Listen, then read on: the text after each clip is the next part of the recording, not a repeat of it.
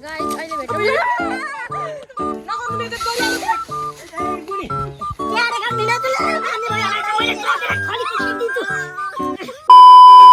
everyone चले सेवा नमस्ते welcome back to my YouTube channel मेरो साथमा हुनुहुन्छ मेरो दोस्त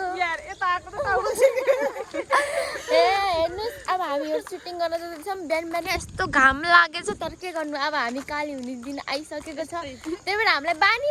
यत्रो वर्षको न त्यही हो बोल न बोल्दै हुँदा म सो हेर्दै गर्नु होला हाम्रो सुटिङ कस्तो हुन्छ आज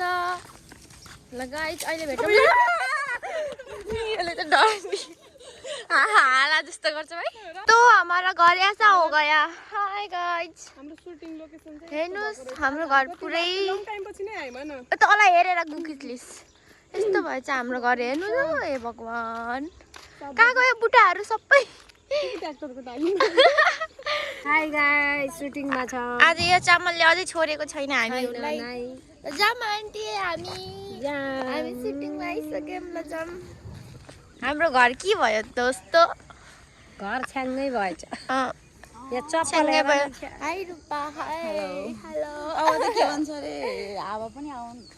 जाँदै हामी हाम्रो घरमा हावा पनि आउन ल हाय के गरेको पागलनीहरू हाम्रो स्क्रिप्ट अब नीले जस्तो गर्नु पर्यो ल ल ल ल दोस्तो हजार हो यस्तो हाम्रो खाना साथीहरू तर हामीले अस्ति नै खाइसकेको अब खाँदैनौँ जस्तो ड्रामा गर्छौँ ए ल मलाई एकदम मैले सही भनेको थिएँ कि बुढी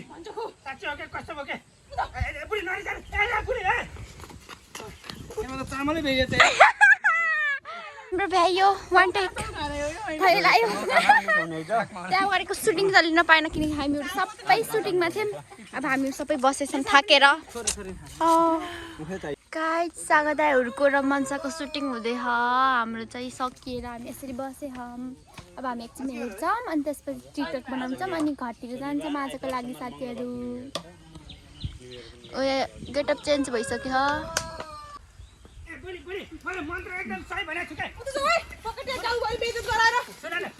मैले मन्त्र हैन एकदम सही भनेको छु के ल कट भयो हेर्ने मान्छे मामा वाउ चस्मा चाहिँ दामी हो नि बोतल पनि कति ठाउँमा देखिन्छ यार सिनमा हटाइदियो यो यार काम हैन के गर्छन्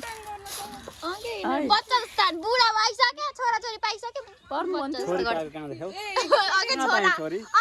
छोरी मतलब एउटै हो नि त छोरा ए बुढी तिमी नबोल मलाई मन्त्र एकदम सही भनेछ यार नगर्नु बेइज्जत गरिहाल्यो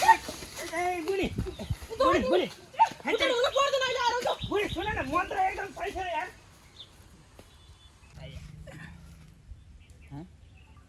के रहेछ यो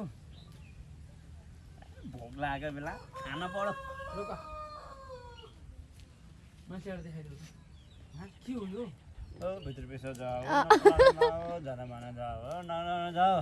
भएकै पण्डित नबन्नु कपडाले मिलेन चस्मा लाएर यो कोन चा पण्डित हो गाइस हामीहरु चाहिँ यो अमरा टिप्ने मैले चाहिँ खाइसक्नु लाहु भन्नु भएन यिनीले झारे हैन नि यो भुइँको है खै त्यसै झार्न सके हिँडे अब मन्साले झार्दैछ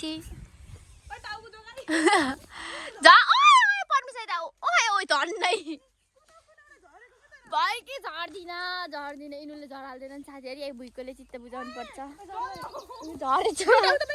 उता पनि पाके ए अहिले त पाके रहेछ है ओइ पर्मिसा आउनु यो चाहिँ यो होइन मैले टोकियो के यति भिडियो गर्न के भएर रे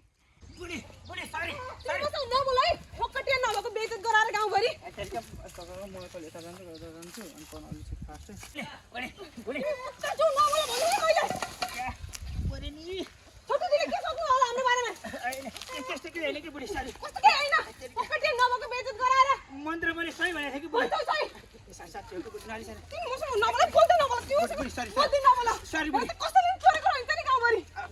कसैले चोरेको त्यहाँ सरी तिमी नरिसाउ न नरिसाउ न बुढी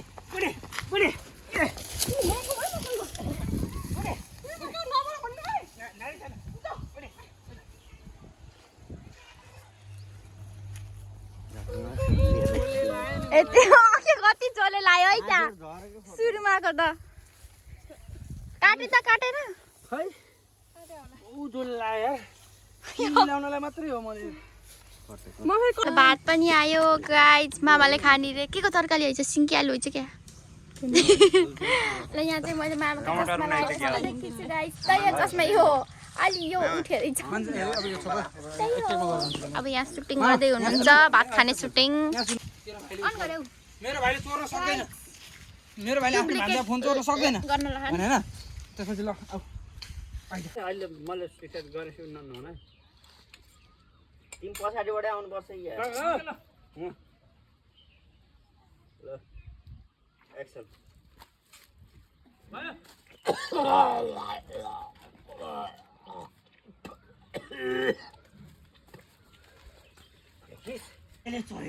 मेरो भाइले काम गर्दैन है के पैसा नबोला नत्र बस त्यतिर किन भएको आइज भर्खर दुधको दुध पानीको पानी थाहा भइहाल्छ जे भए पनि मेरो भाइले चोरिदिनु आइज ए हाय भिनाजु ढोकर ढोकर भिनाजु फोन छैन कि नगर न के भयो तँलाई के भयो भिनाजु म भर्खर घरबाट आएको थिएँ भर्खर आएको थियो हजुरबाट लाइट आउँदा हेरेको भन टाउको ल भानु के भयो चाहिँ के यहाँ चामल रहेछ अनि भोक्ला भनेर चाहिँ धेरै चामल रोकेर अनि के भयो अलि चामल खाएको त बमिट भयो हजुर देखिस पत्ता लायो मलाई भन्दिस् नि चोर पत्ता लाएन तैँले उल्टे मन्त्र पढिसक्यो देखिस् चामल खाएर तेरो भाइले वाको भनेपछि तेरै भाइले आइपुग्छ फोन खाइ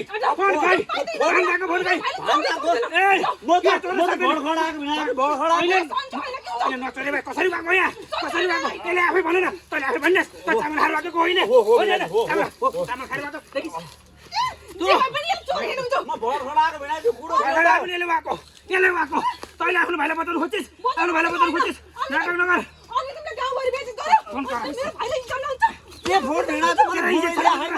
मैले फोटो ल्याएकै छैन भेनाजु भर्खर घरबाट आएको म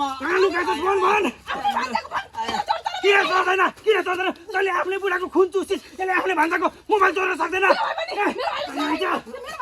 दिदी त्यहाँ खान भेनाजुले मान्ने भयो मैले डकेर खली दिन्छु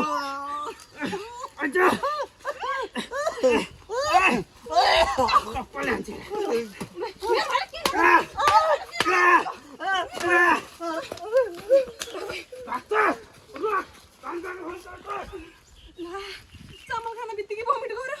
कतै यसले त चोरी गएन होला नि बेटा त मार्छन् बुढाले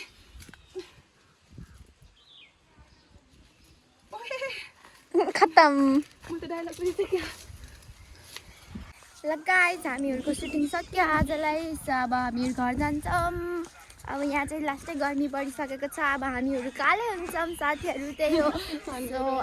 नेक्स्ट ब्लगमा भेटौँ ल ओके बाई बाई